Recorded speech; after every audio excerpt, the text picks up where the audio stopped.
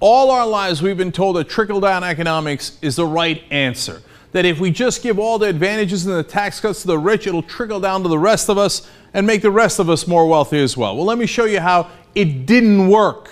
Here's the first chart. It shows you productivity going sky high from 1947 all the way through 2008. Fantastic. But we didn't get all the fruits of our labor there. Why? Around 1980, average hourly compensation and average hourly wage stagnate. They flatline. Now, this should have gone to the people who were productive, but it didn't. It went to the top 1% because the rules were set in their favor and not to help us. Our wages stagnated. Let me give you another chart. Profits go up, GDP goes up, but does that mean the rest of us are getting the help of that GDP and that productivity? No, again, our wages stagnating and even falling. So the fact that the GDP might be going up doesn't mean we're getting it. The average guy is actually getting paid less than we were before. In fact, income inequality has gotten so bad in this country that now, if I show you another map here of the world, you'll see that the U.S. is in purple, and income inequality in the U.S. is worse than most of the world. Well, the countries that are in red are less equal than we are. That's some parts of Latin America, Southern Africa, some small nations in Asia. But the whole rest of the world has better income equality. And what does that mean? That's equality of opportunity. That's supposed to be the American dream. And the rest of the world is beating us at it. Why? Because in our system, we believe in this nonsense trickle-down economics. And let me show you how that works, right? So it's supposed to be that, hey, you give all to the rich, and then it trickles down on you. And these middle class, lower brackets are all supposed to grow because of that. But instead, what happened? We gave to the rich, and even if you take them at their word that these grew a little bit, which I just showed you they didn't, the rich got much richer. And that was the point of trickle-down economics. The rest of it was all a trick. And even Warren Buffett, the top investor in the world, says, hey, listen, those tax cuts don't mean that we create more jobs. No, that's nonsense. If there's a good investment, we're going to make it anyway. In fact, let me quote Warren Buffett for you. He says, I have worked with investors for 60 years, and I have yet to see anyone shy away from a sensible investment because of the tax rate on the potential gain. People invest to make money, and potential taxes have never scared them off.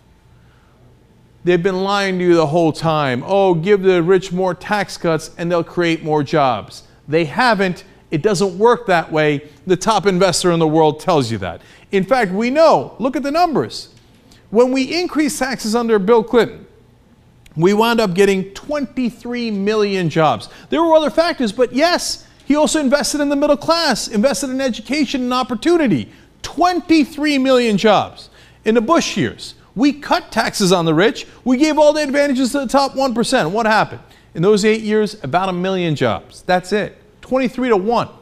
And of course, we lost that 1 million jobs in the recession that was created right after he left office. We were losing jobs at a rate of about 750,000 a month.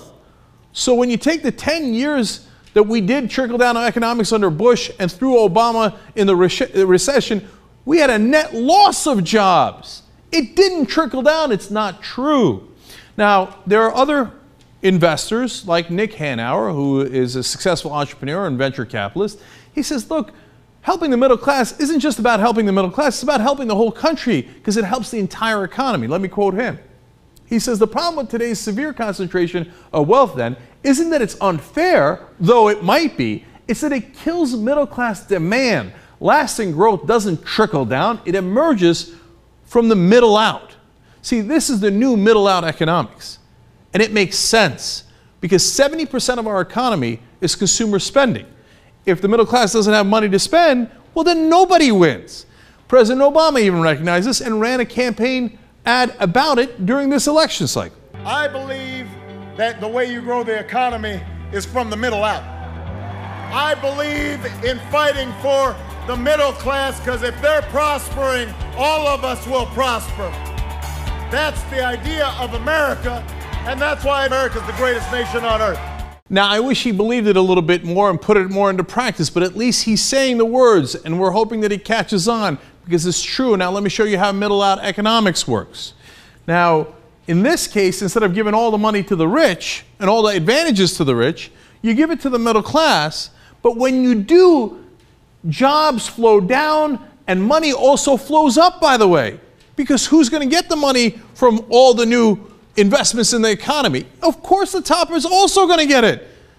But if you don't have the middle class demand, you can't have a better economy, and nobody wins. If you do middle out, everybody wins. This is the reality. This is the system that we have to change to, and our policies have to reflect middle out economics. So don't believe the trick and the lie of trickle down anymore. What we need to do is pursue middle out economics.